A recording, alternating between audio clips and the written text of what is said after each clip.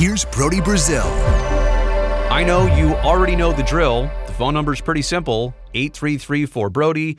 If you've got something really good to say, you're passionate about it, you're thoughtful about it, you're sensible about it, just call, leave me a voicemail. Nobody ever answers. It goes right to the message. After the beep, you say what you want to say, and if it's really good, I'll use it right here on the YouTube channel. Brody, Kevin Sequoy calling from Orlando, Florida.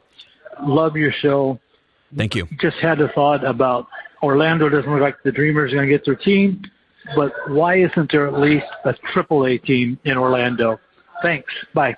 Kevin, you bring up a really good point. It's something I've been wondering about recently, too, as the Dreamers emerged. And I know there was the Orlando Rays, but that's been a while now for minor league baseball. And you could say, well, the Florida area is different because there's so many teams that have spring training homes and baseball's huge, so not every city actually needs a minor league team. But it really is interesting, and not just Orlando, right? They've been heavily chasing Major League Baseball, heavily specifically chasing the Rays, but Orlando's last major professional baseball team at a minor league level was the AA Orlando Rays. They last played there in 2003. And how about this? The other two major contenders, I think, right now for Major League Baseball, either expansion or maybe a team like the A's would eventually move to Salt Lake City or move to Portland if Las Vegas just doesn't work out. And I know people are going to object to that, but it's not done till it's done. The point is, Portland, they haven't had a minor league team like at the AAA level since the Beavers left after 2010.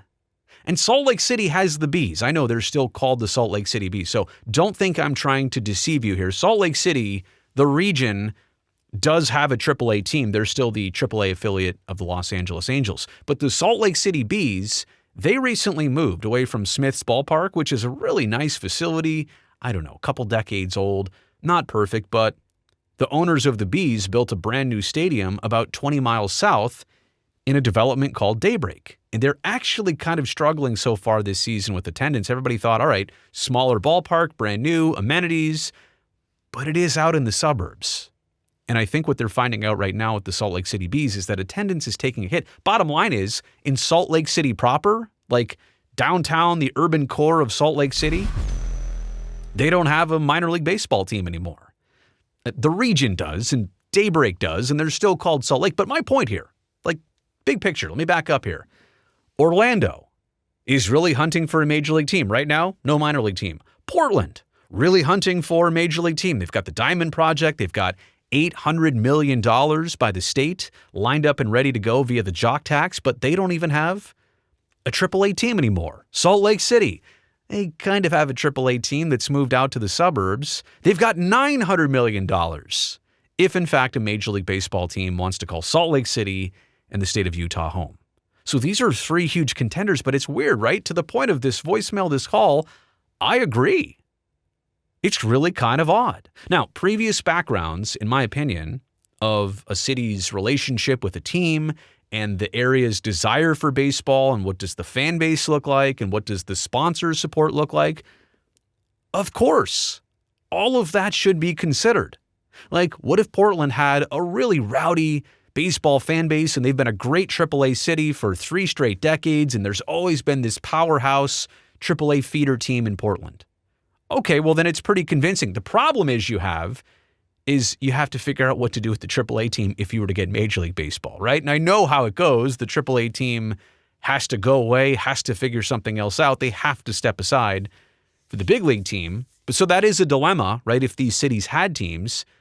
But it's also why haven't they had major teams? Were they just waiting for the big fish? So they didn't worry about the small team, or they didn't try and accept a different team, or a ballpark situation didn't work out? Are they almost intentionally saving room for the big league team? Or what is it? I honestly can't figure this out. I'm not going to go too much longer on this because it's quite simple, but at the same time, it's simple, yet I don't understand what's going on here with these three specific cities. Again, I do think that previous team history and backgrounds of a city, of course they should be considered. But they won't be. The only thing that'll be considered by Major League Baseball to either move a team or expand a team into any one of these places, how much public money can you get here?